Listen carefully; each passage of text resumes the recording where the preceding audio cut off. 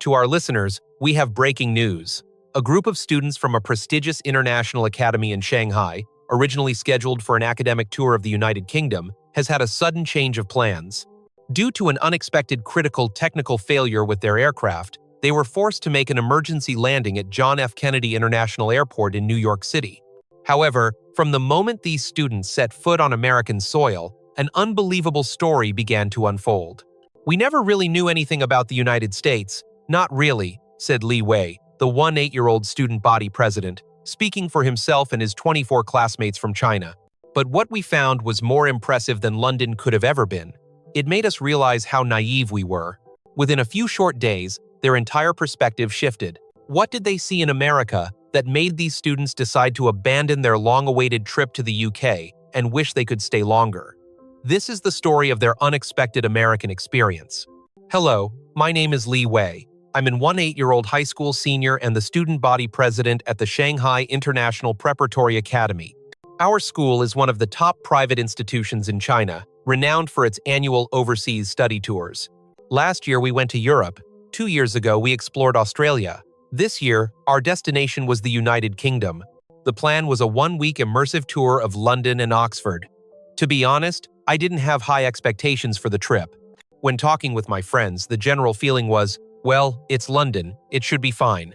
As for the United States, we knew almost nothing about it, other than what we saw in movies, a chaotic, individualistic country on the other side of the world.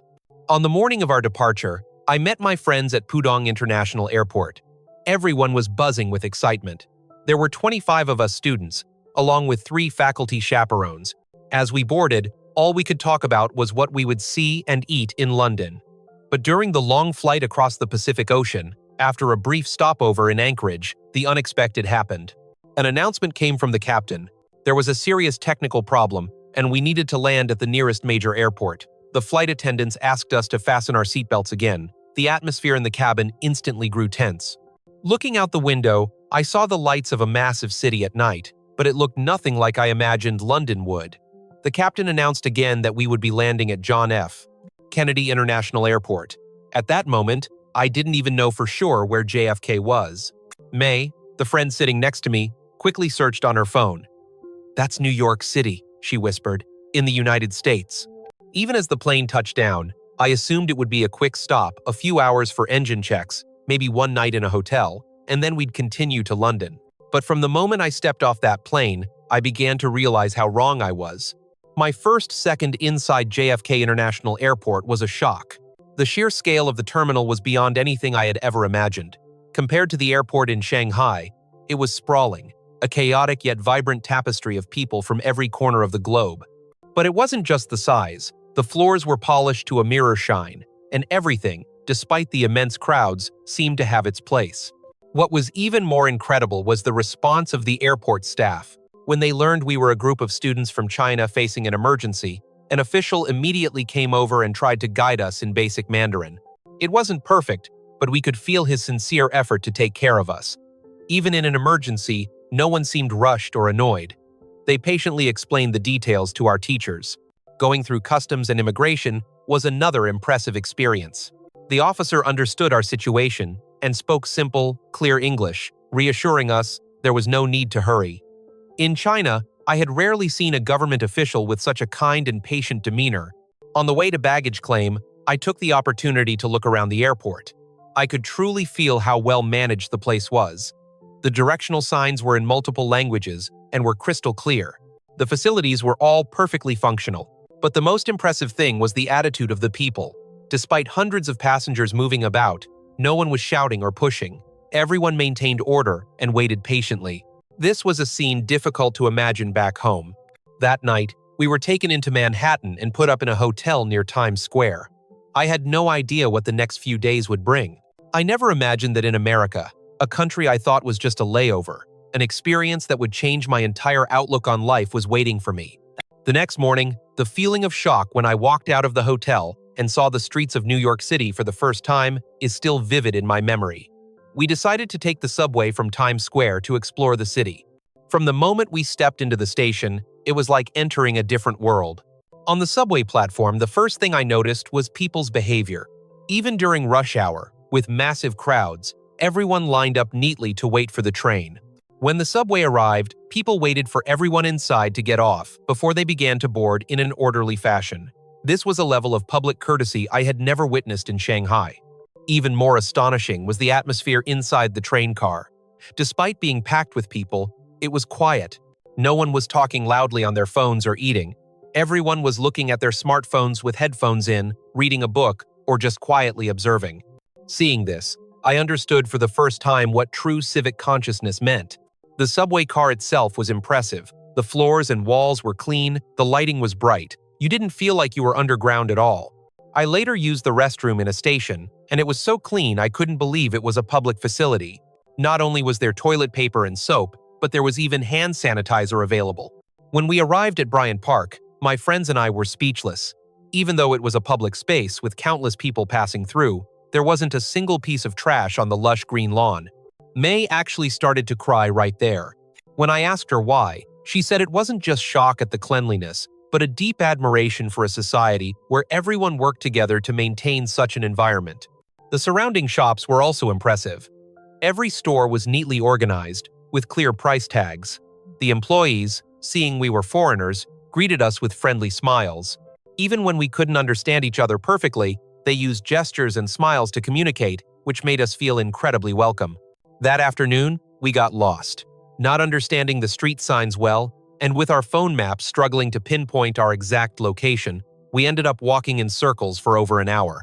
Just then, a young American man, who looked like a university student, noticed our confusion and approached us. His name was Ethan. "You guys look lost. Need some help?" he asked in perfect English. After we explained our situation, he pulled out his phone and used a translation app to communicate more easily. He didn't just point us in the right direction. When he learned we were from China, he enthusiastically recommended an amazing local pizza place that wasn't a tourist trap. He took time out of his own day to help complete strangers, without a hint of annoyance. After parting ways with Ethan, we went to the restaurant he recommended and had another amazing experience. When we were ordering, the owner, realizing we were foreigners, slowly explained the menu to us and even asked about our taste preferences to make sure we'd enjoy the food. Leaving the restaurant and walking through the streets of Greenwich Village, I discovered another side of American society. The streets were incredibly clean, not just because of efficient city services, but because people had a habit of not littering. I saw people who finished a snack on a park bench hold onto their wrapper until they found a public trash can. That night, on the way back to our hotel, I stopped by a 24-hour convenience store, a bodega. Here, I felt the biggest difference compared to home. Even though it was after 10 p.m., a young woman who looked to be in her early 20s was working there alone. What was more amazing was that at that hour, other women were coming in to shop, completely at ease. In Shanghai, a woman walking or working alone late at night would be a cause for great concern, but here, it was completely different. The clerk greeted us with a friendly smile. When I mentioned we were from China, she showed genuine interest and tried to make small talk in simple English. Walking back to the hotel, I looked around. Even late at night, the streets were brightly lit. Streetlights were placed at regular intervals, leaving almost no dark corners. I could still see people jogging, couples taking a stroll, and groups of teenagers chatting and walking. Everyone had a relaxed and natural expression on their face. The following day, we had the opportunity to visit a public high school in the city. Just the school's facilities were impressive. Every classroom was equipped with modern digital smartboards. The library and science labs were organized and state-of-the-art. But what amazed me most was the lunch system. Even with over 1,000 students eating at the same time, everything proceeded in an orderly manner. Each grade had a specific lunch period, and all the students followed the schedule naturally. While waiting in line, nobody pushed or cut. The quality of the lunch was also stunning. A balanced menu designed by nutritionists, and it tasted delicious. The fact that a meal like this was provided to all students free of charge was the biggest shock. In China, even few private schools offer a lunch service of this caliber. After eating, the sight of students clearing their own trays and separating their trash was deeply impressive. No one had to tell them. Everyone did it as if it were the most normal thing in the world. Plastic, compost, and general waste were all sorted correctly. Seeing this, I knew that the environmental consciousness here was incredibly high. In the afternoon, there was a period for what they called community cleanup. They explained that in many American schools, students are responsible for helping keep their own learning environment clean. At first, I could hardly believe it. But then I saw it with my own eyes.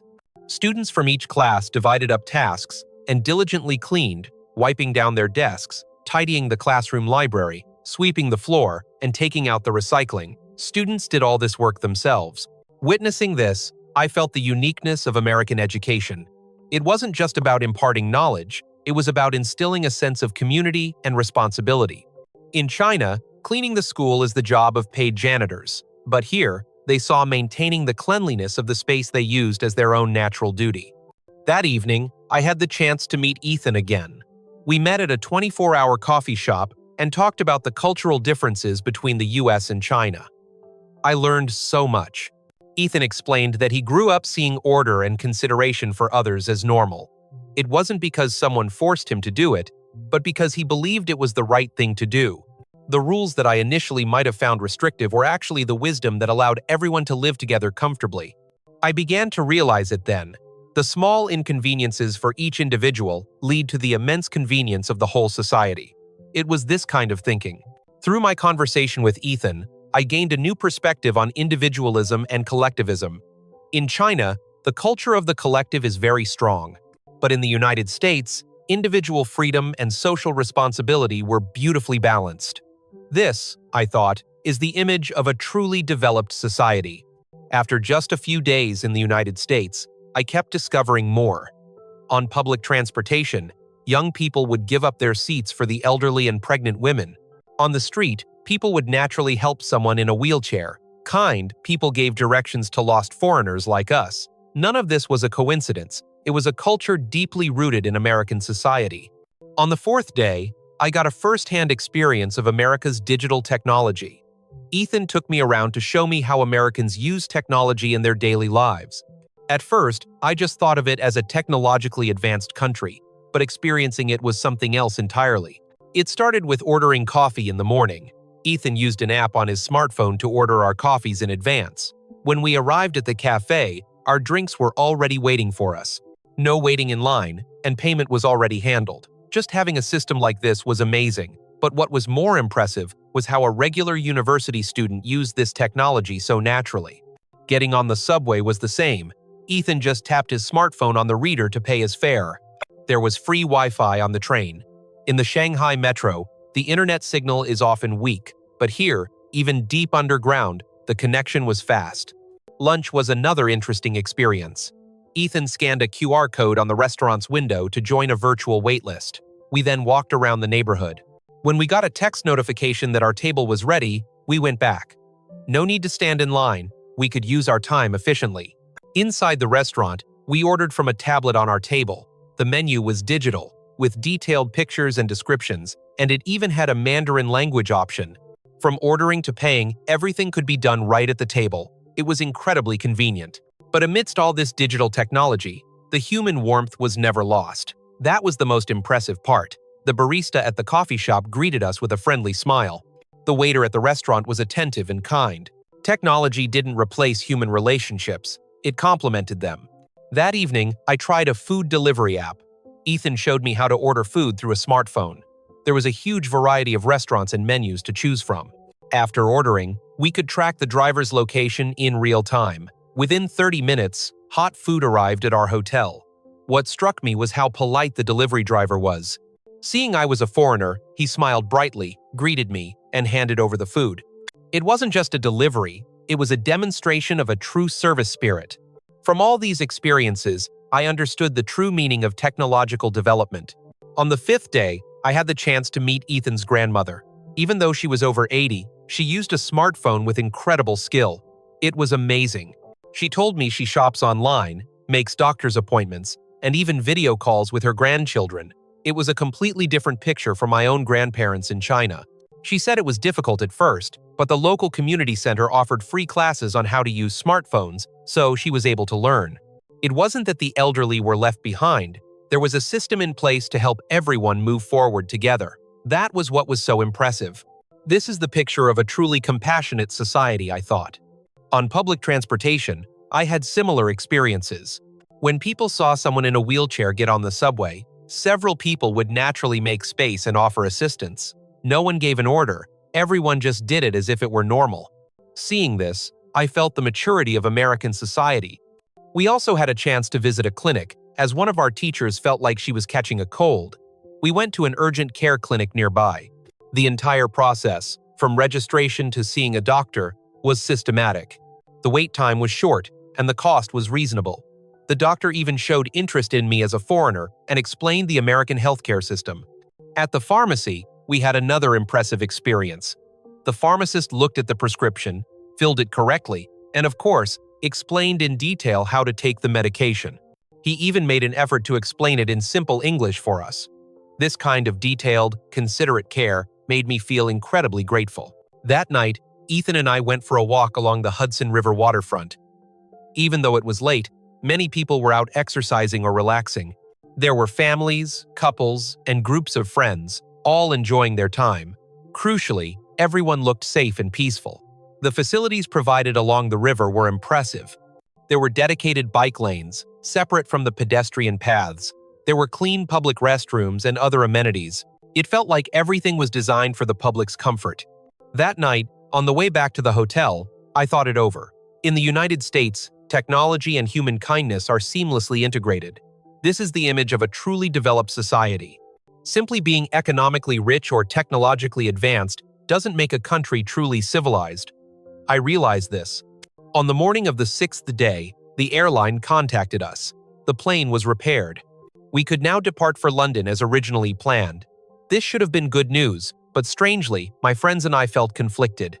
The past few days in America had been so impressive that we wanted to stay here longer. That afternoon, we spent our final hours with Ethan and some of his university friends. We met in Washington Square Park and had a sincere conversation about American and Chinese culture. The initial awkwardness we felt due to our differences had now turned into mutual understanding. The American students showed great interest in Chinese culture, not just famous landmarks like the Great Wall, but they wanted to know about our daily lives and our education system. This attitude of mutual respect was very impressive. The atmosphere of this meeting was completely different from our first day.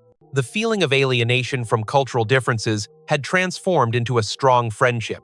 We sat in a circle in a cozy cafe, trying different kinds of coffee. The decor of the shop was a blend of modern and vintage. On the walls hung prints by local artists, and soft indie music played in the background. This calm atmosphere allowed us to talk even more deeply. Ethan's friends were genuinely curious about our culture. They didn't just ask about the Terracotta Army or the Forbidden City. They wanted to know what daily life was like for a young person in China. One of his friends, a young woman named Sarah, asked me, "In China, what do young people do for their community?" The question made me think. Honestly, in China, most young people are focused on their own development and success. We don't often get involved in community activities. For the most part, everyone keeps to themselves. But in America, I saw that young people had a high level of social engagement. They cared about social issues like the environment and helping disadvantaged groups. Another friend, Mark, asked, "What values do you think are most important?" May answered on our behalf. Before coming to America, we might have said freedom and personal success, but now I think that caring for others and social responsibility are just as important. Her words spoke for all of us. What we had seen and heard in the last few days had truly changed our perspective on many things.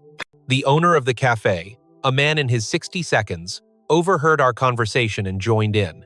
He said that America developed into what it is today, not just because of economic growth, but more importantly, because the hearts of the people developed.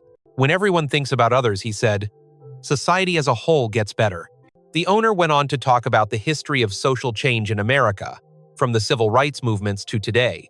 He said, "We learned to cherish the freedoms we fought so hard for, and we understood that freedom must come with responsibility." His words gave us a much deeper understanding of American society. My Chinese friends also began to share their feelings from the past few days. Chen said, "What amazed me most is that Americans follow the rules not because they are forced to, but because they want to. They understand that these rules exist to help everyone live together better." Another friend, Gia, added, "I think American education is very successful. It's able to create citizens who have empathy for others."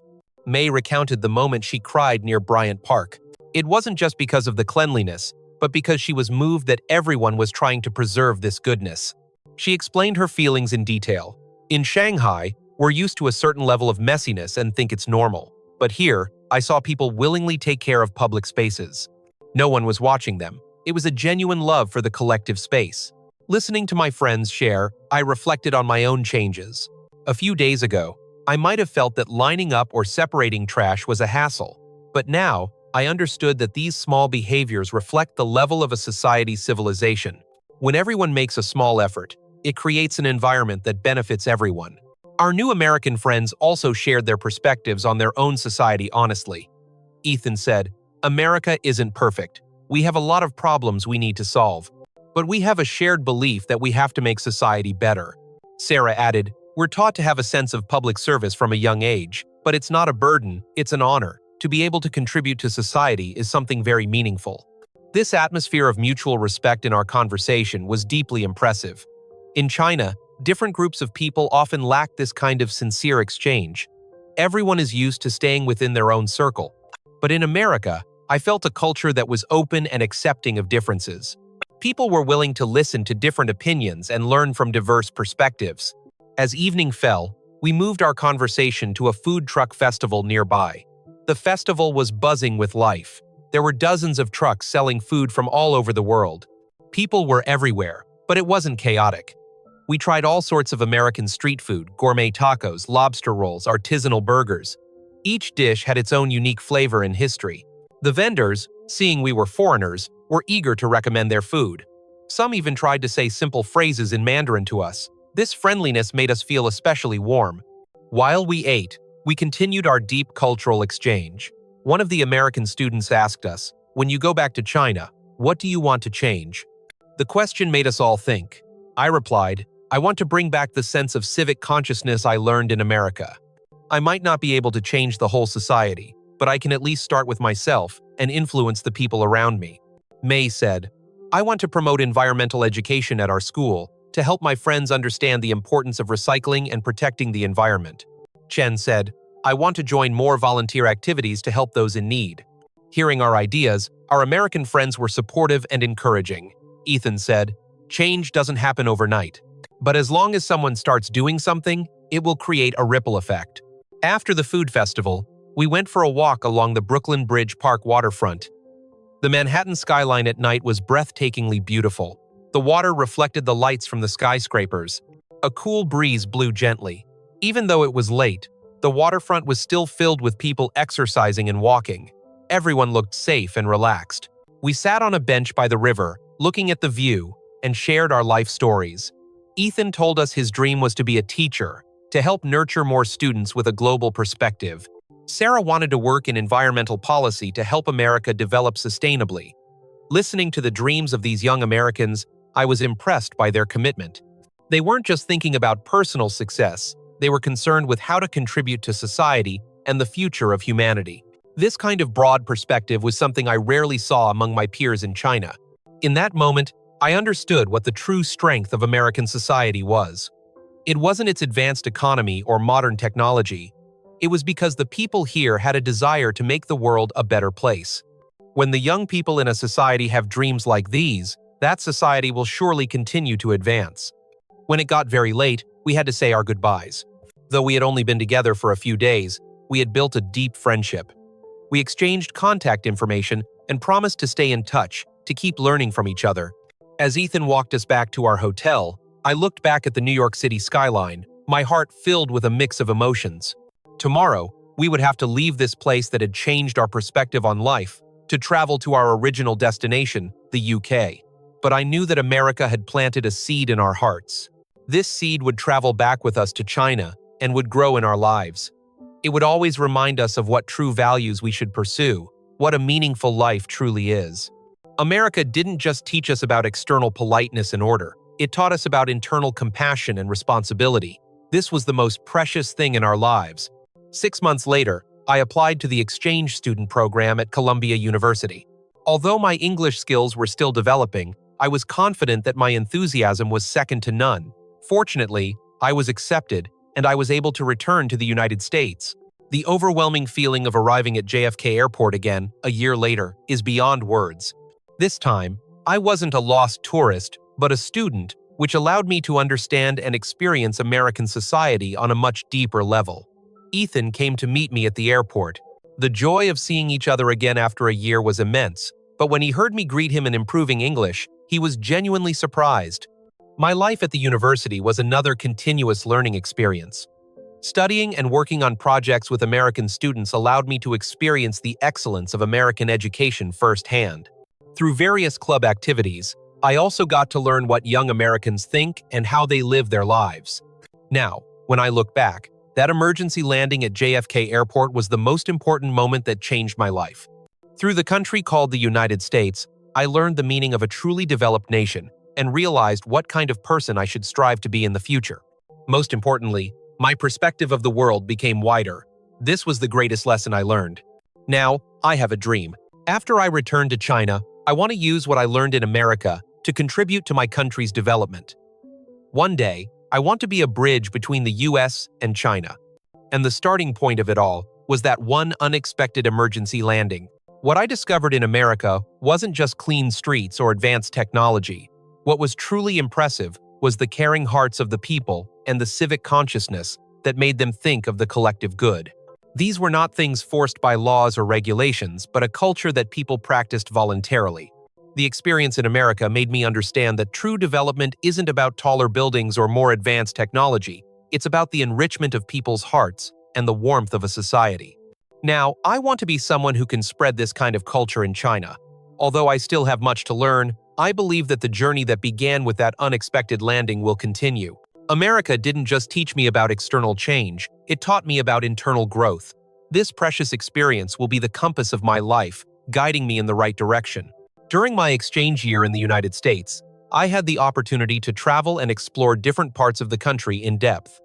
Every trip gave me a deeper connection to this land. For my first major trip, I chose to visit Boston, a city known as the cradle of American history. I took a bus from New York, and in just a few hours, I was there. The efficiency and comfort of the transit system impressed me. This level of intercity connectivity was something hard to imagine back home. Arriving in Boston, I immediately felt a completely different atmosphere from New York City. If New York was the modern, pulsating metropolis, Boston was a charming old city steeped in history. The narrow cobblestone streets, the historic churches, the colonial architecture everywhere told the story of America's beginnings. I stayed in a guest house in the North End. The owner, a Boston native in his 60 seconds, was a passionate expert on the city's history and culture. He enthusiastically explained the background and significance of each landmark on the Freedom Trail. Boston is where the American story began. We preserve our history with pride, he told me. At the Old North Church, I learned about the deep-seated ideals of liberty. At Harvard University, I felt the immense prestige of American academia. What impressed me most was how much Bostonians value the preservation of their culture. From historic buildings to local traditions, everything was carefully maintained and passed down. I visited a traditional cannoli shop that had been passed down for 3 generations. The third-generation owner told us, even though modern machines could increase efficiency, we insist on using the traditional methods because that's the only way to preserve the original taste. This dedication to and respect for tradition moved me deeply. In China, many traditional cultures are slowly disappearing in the wave of modernization. But Americans had found a balance between tradition and modernity. Boston's food culture also opened my eyes. From clam chowder to lobster rolls, each dish had its own unique history. I had a bowl of chowder at a historic tavern, and the owner told me about the dish's origins and evolution. Food isn't just sustenance, it contains the history and spirit of the local people. The owner's words gave me a new perspective on food culture. Before leaving Boston, I attended a local community event and saw people from all walks of life coming together, embodying the strong community spirit that is a cornerstone of American society. This spirit wasn't just about individual faith, but was a vital force that brought the community together. For my second trip, I went to New Orleans, the pearl of the American South. If Boston represented tradition, New Orleans showed the power of resilience and cultural fusion. The vibrant music scene, the unique Creole architecture, and the world-class cuisine all showcased the city's dynamic energy. But what impressed me most was the success of its environmental and social recovery. The French Quarter was once devastated by Hurricane Katrina, but after years of rebuilding, It has once again become a beloved destination for tourists and locals. I walked through the streets and met a retired schoolteacher who was volunteering for a local preservation society. He told me about the recovery process. Over a decade ago, this place was in ruins. But look at it now. Beautiful, isn't it? This is the pride of all New Orleanians. This successful recovery showed me America's determination and achievement in sustainable development and community rebuilding. In China, many cities are facing environmental and social challenges. The experience of New Orleans is something worth learning from.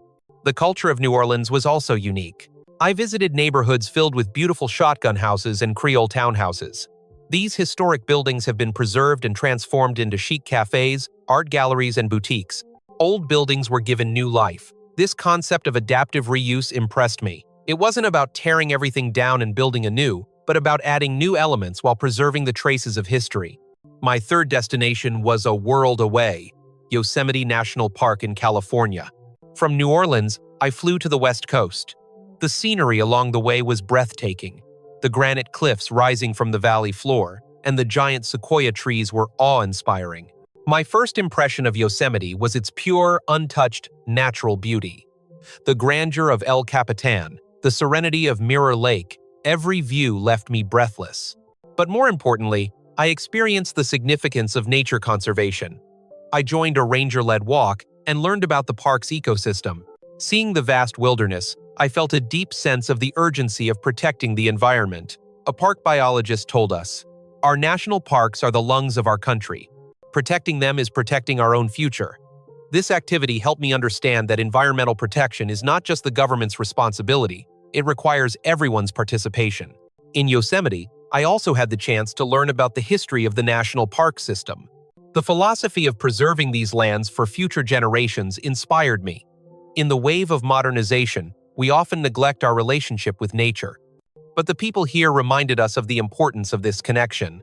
Each journey gave me a deeper understanding of and affection for the United States. This country, though vast, has an incredible diversity and cultural richness. From the East Coast to the West, every cultural element coexists harmoniously on American soil. Most importantly, Americans know how to preserve tradition while innovating and creating new things, all while staying true to their roots. This cultural wisdom is truly worth learning from. When my exchange program ended and I returned to China, I was a completely new person. It wasn't just my improved language skills, but more importantly, a change in my way of thinking. I learned to look at problems from multiple perspectives and to understand the value of cultural differences. Upon returning to Shanghai, I began to participate actively in social activities. I founded a U.S. Cultural Studies Club at my university to introduce the beauty of America to others. I also started getting involved in educational development projects in China, hoping to apply the educational concepts I learned in America, especially how to instill social responsibility and environmental consciousness in students. My friendship with Ethan is still going strong. We started planning a youth exchange program between our two countries, hoping to give more young Chinese people the chance to experience American culture and to invite American students to China to learn about our culture. At home in Shanghai, I began to practice the lifestyle I learned in America. I joined community environmental initiatives, maintained order in public places, and offered help to those in need. Even though these are small changes, I believe they can create a ripple effect. Seeing the changes in me, my family and friends became interested in the United States. They wanted to know how this distant country had changed me so much. Through my sharing, many of them started to become interested in America. Some friends even began planning to travel or study there. I am now preparing to apply for a master's degree program in the United States.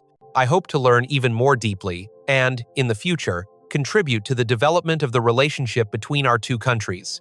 That unexpected emergency landing truly changed the course of my life. Without that experience, I would never have gotten to know a beautiful country like the United States and would never have learned these invaluable life lessons.